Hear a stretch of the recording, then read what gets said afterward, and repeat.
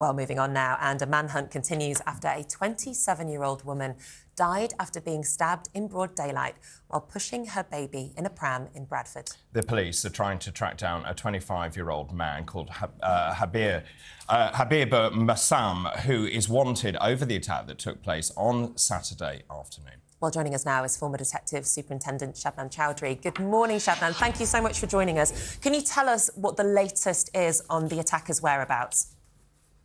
Well, the police don't actually know his whereabouts, and one day may not seem a lot of time to many people, but in the life of a murder investigation, that's a significant amount of loss of evidence and the golden hours, which are really crucial at this time. The police will be looking at CCTV, any digital footprint that he may have left behind in terms of where he's gone. They've taken the unusual step of naming a potential suspect, which is, just as you've mentioned, Habibur Masum.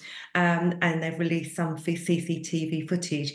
But what is really interesting is that both parties are believed to have been known to each other. So they'll be looking very carefully into that relationship, family, what the next of kin is with these two, and they'll be working with family members, witnesses, community members to see if they can find him. It does seem at this stage quite unusual that he seems to have disappeared into thin air. He's got connections in Burnley and Chester, as I understand it. So police will be doing a painstaking, like real deep dive into CCTV footage, because that would be the best timeline for them. And of course, there are two very main potential things here. One is that he could have gone to ground in rural areas or with family members or friends, or two, they would definitely have put out an all ports warning to ensure that he doesn't abscond abroad to any other country. And Shabnam, what do we know about the baby? We understand that the victim here was pushing a child when she was killed. Do we know anything about the child at all? Not at this stage. The child is safe, thank goodness. That's the most important thing. Yeah. Yes, unharmed. Mother and child walking along the road as any normal parent would do, and then subjected to absolutely horrific and fatal injuries. And unfortunately, the child was unharmed.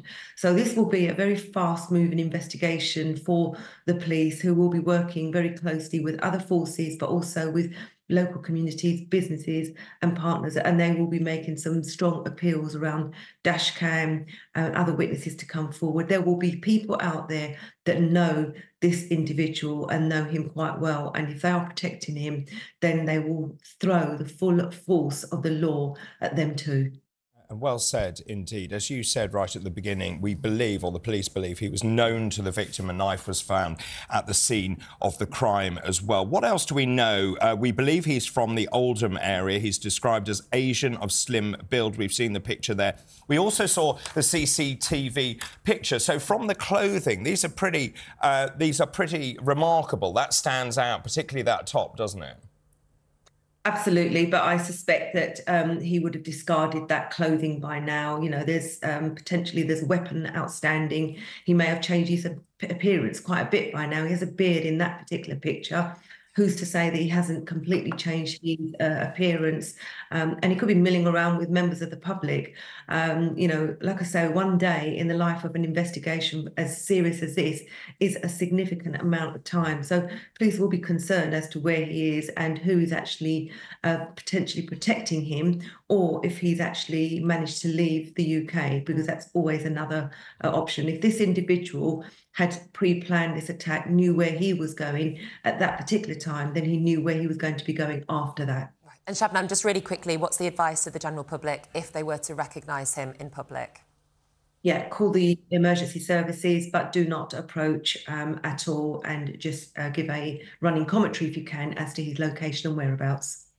And can I just ask you, here we go again, more knife crime on our streets. What is going on in the United Kingdom? Also, how concerned should we be? We seem to hear about these attacks almost on a daily, if not weekly basis. I think two things. One, police have got to work better with local communities. But two, the criminal justice systems allow these individuals to get away with it because the sentences are so poor and low. Prisons are overflowing, so these individuals don't even get custodial sentences. just go back out and carry on carrying knives and commit absolutely horrific offences. And that's from the young to the older, but the younger generation are generally the ones that tend to carry weapons. Shabnam, really good to talk to you as always. Thank you very much indeed for joining us. That's former Detective Superintendent Shabnam Chaudri.